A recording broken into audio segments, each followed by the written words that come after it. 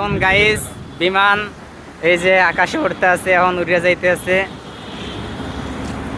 রাস্তার পাশ থেকে ডাইরেক্ট বিমান দেখাইতে আছি। কত সুন্দর ওয়েদার!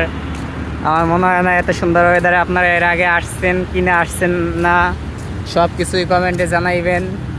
মেন রাস্তা হাইওয়ের পাশ থেকেই আপনাকে বিমান উড়ে যাওয়া দেখাইতে আছি। বিমান ও বাস পাখি সবই উড়ে যাইতে আছে। দেখেন, আসলে এগুলা রিয়েলিটি কিছুই না, সবই হইলো পাথরের মূর্তি দিয়ে বানানো। আমি এখন আছি লোকেশনটা আপনাদের পরে শেয়ার করবো, তো দেখতে থাকুন।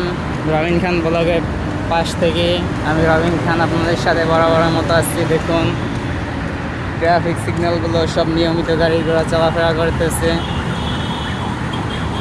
প্রতিটা গাড়ি ট্রাফিক সিগন্যালের রুলস মেনে চলাফেরা করতেছে। বাহ, পরিবেশটা অস্থির। দেখুন,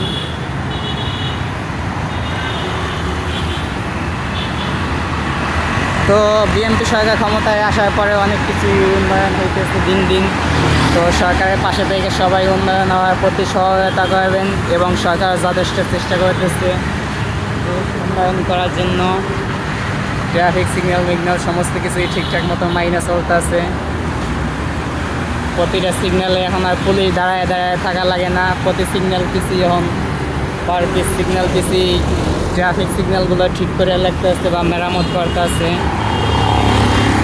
সমস্ত ট্রাফিক সিগন্যাল মেরামত করে যাইতে আছে, এবং দিন দিন সমস্ত কিছু উন্নয়ন হইতেছে। তো আমি রবিন খান এবারের মতো বরাবরের মতো বিদায় নিচ্ছি। তো সবাই ভালো থাকবেন, সুস্থ থাকবেন। আল্লাহ হাফেজ।